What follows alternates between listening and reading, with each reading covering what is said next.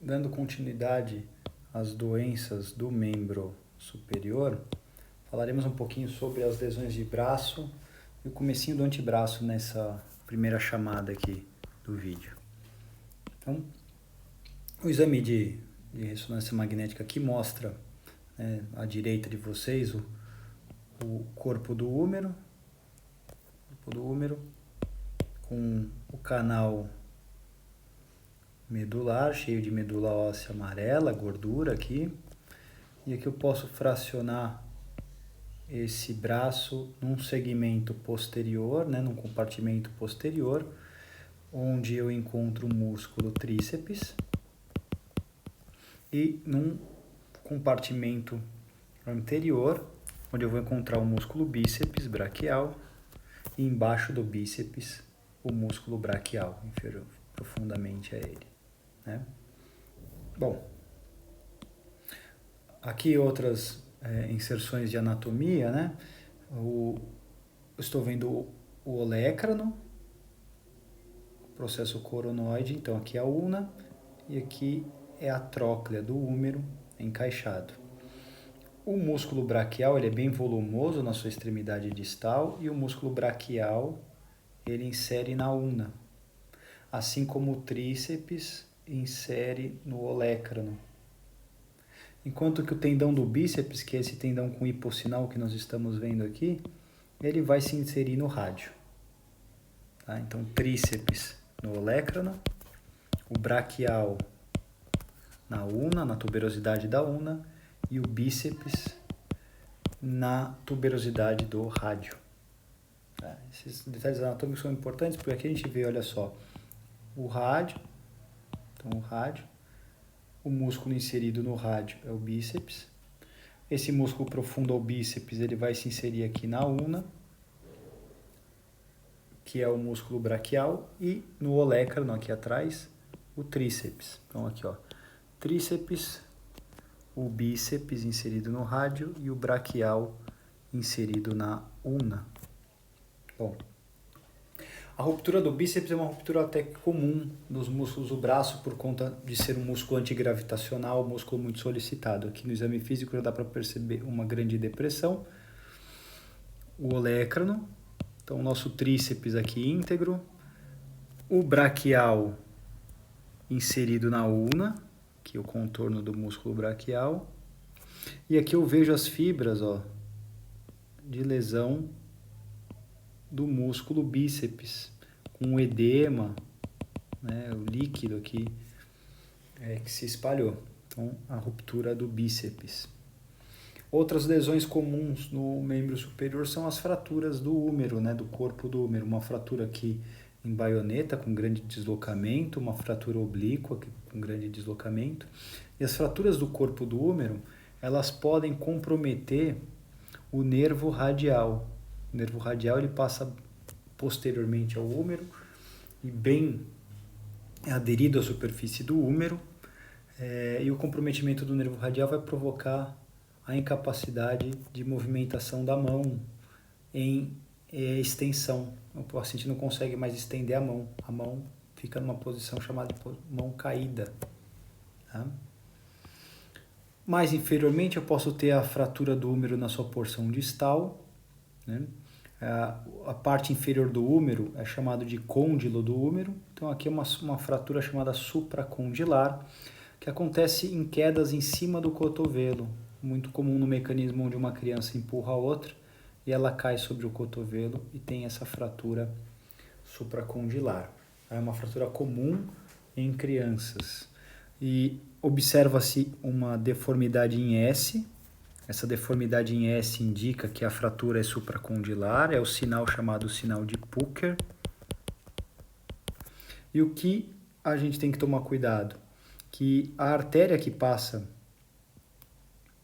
na frente do úmero é a artéria chamada artéria braquial, e essa artéria braquial no antebraço ela vai se dividir em dois, em artéria radial e ulnar.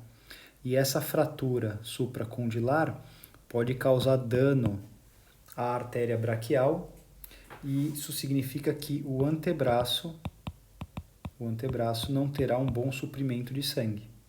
Então é bom palpar o pulso, ver se tem pulso aqui do lado radial, né? Aqui o polegar, a artéria radial está passando aqui.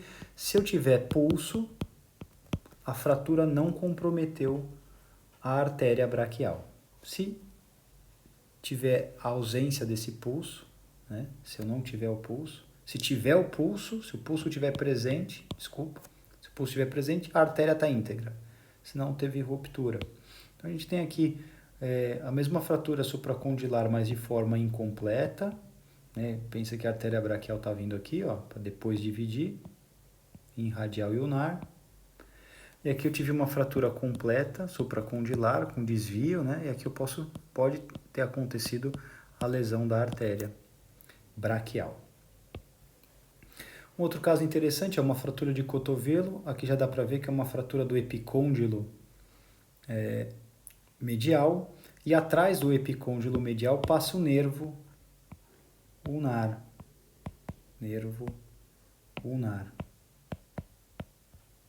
O nervo ulnar ele vai suprir parte dos músculos do antebraço, né? Principalmente os músculos, ele é mais motor na mão, mas ele controla o quarto e o quinto dedo. E aqui o paciente tem esse sinal chamado de sinal de garra ulnar, né? Onde o quarto e o quinto dedo eles ficam flexionados, né?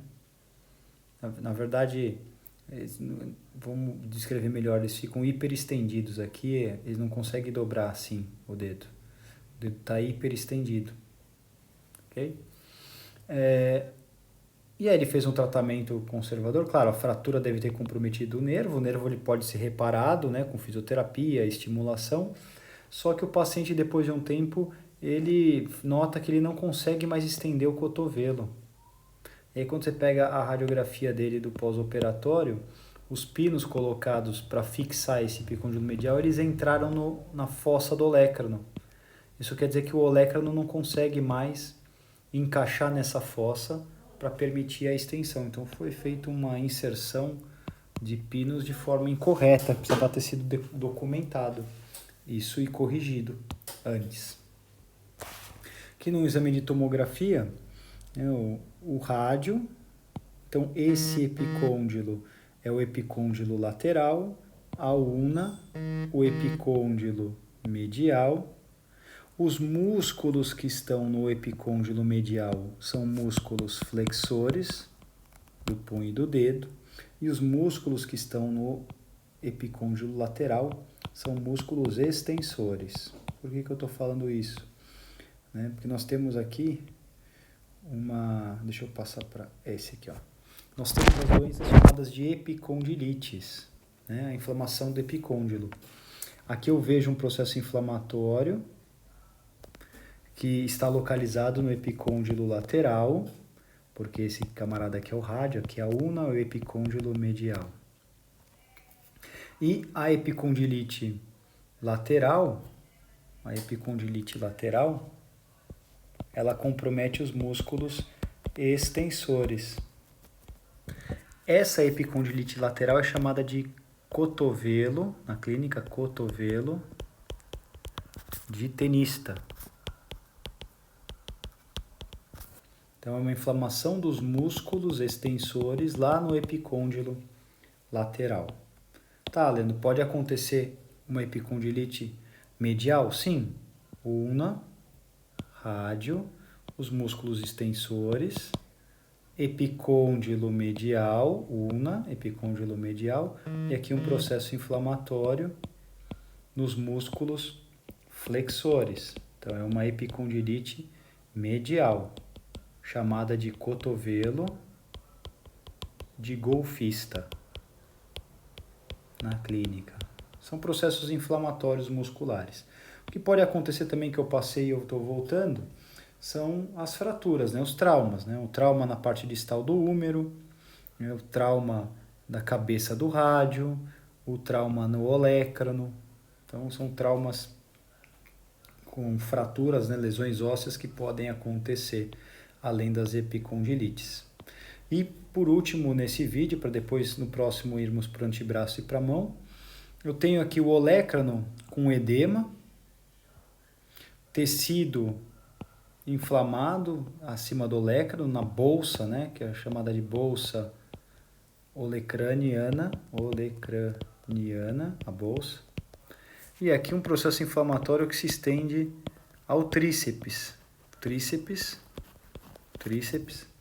ele está inserido no olecrano. Então a gente vê que tem líquido no tríceps. O paciente tem uma tendinite do tríceps com uma bursite do olecrano, bursite nessa bolsa olecraniana.